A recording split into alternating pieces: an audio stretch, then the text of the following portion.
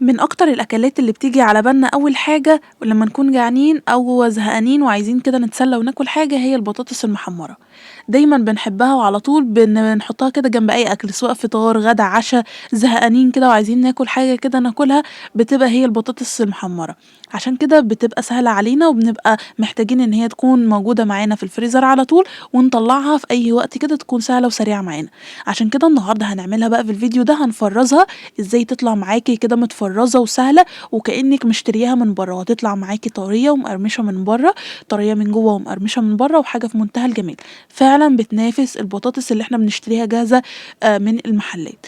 علشان تعرفي الوصفة كمّلوا الفيديو للآخر، ولو كنتِ مش مشتركة في القناة اشتركي وفعّلي الجرس، ويالّا نسمّي بسم الله ونبدأ في المقادير.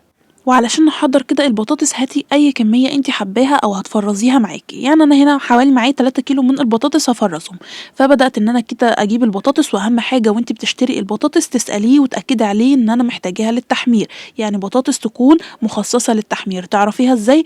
اللي هي بتكون لمّا بتقشّريها كده بتكون بيضا من جوّه مش صفرا، ضروري جدًا النقطة ديّة لإن هي ديّة السر بتاع إن البطاطس تطلع معانا مقرمشة في الآخر. فضروري جدًا نوعية البطاطس تكون مخصصة للتحمير، أو في أنواع بطاطس اللي هي بتبقى حمرا من برّه دي يعني تجيبيها وأنتِ مغمضة أصلًا، بتبقى تحمير وبتبقى مقرمشة وبتبقى تحفة جدًا.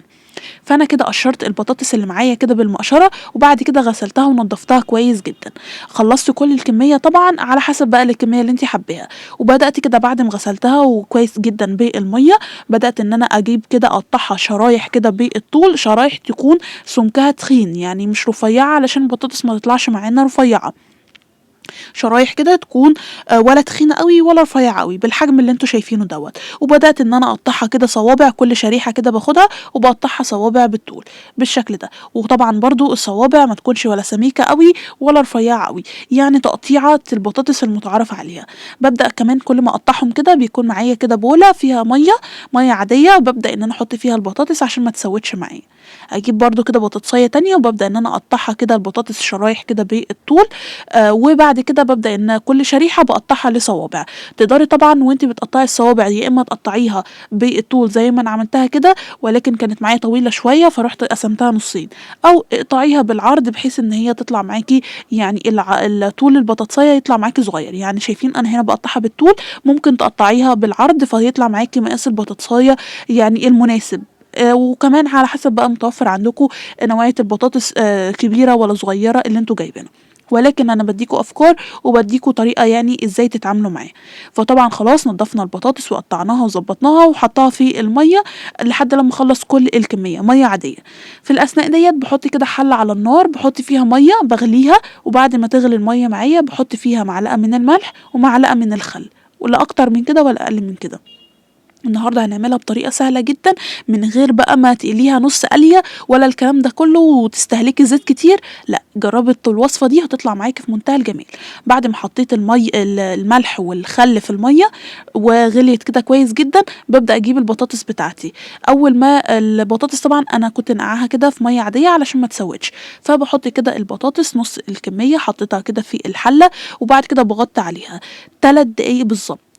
تحسبي ال3 دقايق من مسافة ما أنتِ بتحطي البطاطس في المَيّة، تحسبي 3 دقايق، أنا ولا عايزاها تغلي معايا ولا استنى إن هي تغلي ولا تفور ولا تدّيها غلوة ولا أي حاجة خالص، أنا عايزة ال3 دقايق بالضبط، يا دوبك تاخد صدمة، أنا مش عايزة البطاطس تتسلق، إحنا هنعملها بطاطس محمرة أو بطاطس مقلية، فأنا مش عايزاها يعني تدخل في تسوية نهائي، يا دوبك بس تاخد كده الصدمة بحيث إن هي تفضل متماسكة معايا في الفريزر ما تسوِّتش معايا وتفضل محافظة على اللون بتاعها لحد آخر كيس عندِك في الفريزر، فيا دوبك أول ما حطيت كده البطاطس عدّيت 3 دقايق بالضبط، 3 دقايق ولا أكتر ولا أقل من كده، بحيث إن البطاطس ما تدخلش معاكم في عملية التسوية وتبقى مستوية معاكم ومهرية بعد كده، ولمّا نيجي نحمّرها تبقى مش لطيفة.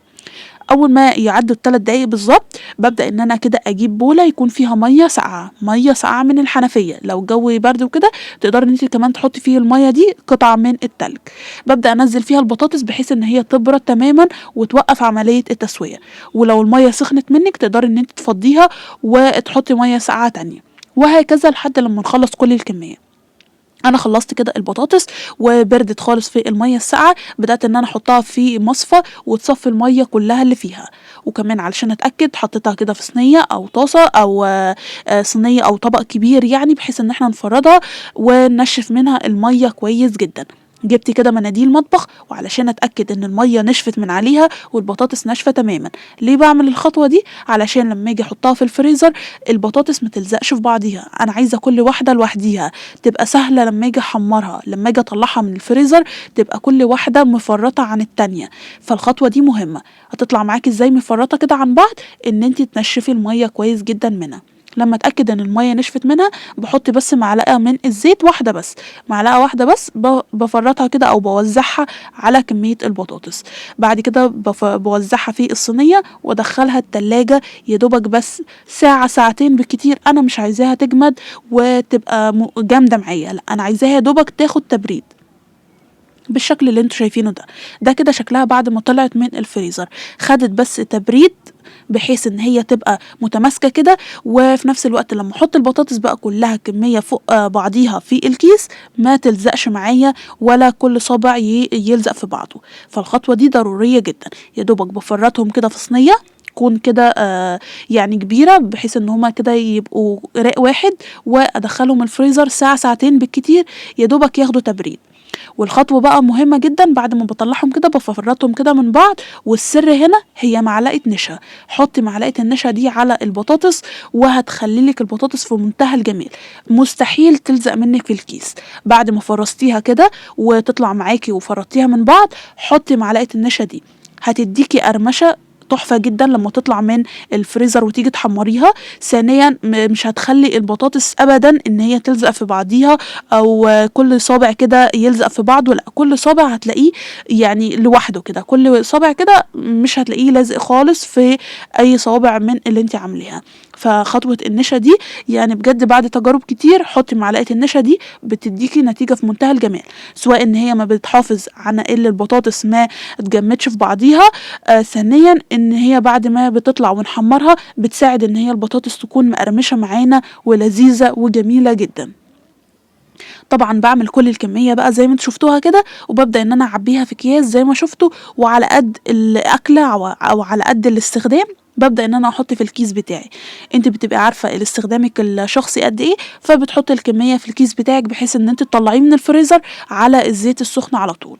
فطبعا انا كده حطيتهم في الفريزر وطلعتهم معاكم علشان تشوفوا شكلها عامل ازاي.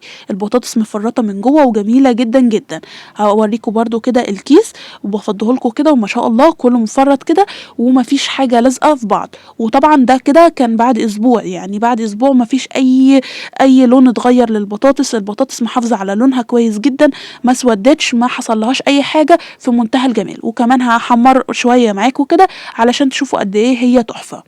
طبعا الزيت سخن وانا مطلعاها من الفريزر على الزيت على طول، الزيت معايا يكون سخن. بدأت كده بعد ما البطاطس حطيتها بسيبها بقى تتحمر بقى، يعني كأننا بنحمر بطاطس عادية ما فيهاش أي افتكاسة.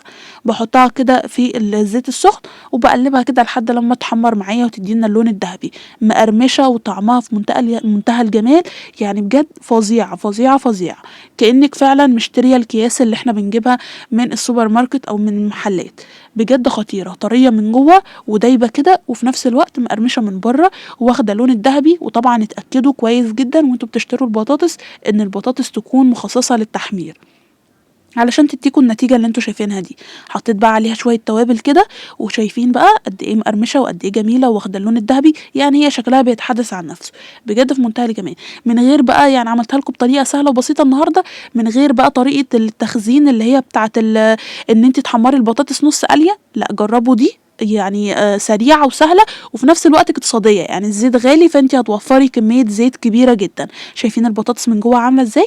تحفة. يا رب ان شاء الله النهاردة الوصفة تكون عجبتكم. لو عجبتكم ما تنسوناش في اللايك والشير وسبسكرايب، واشوفكم ان شاء الله في فيديو جديد وصفة جديدة. باي باي.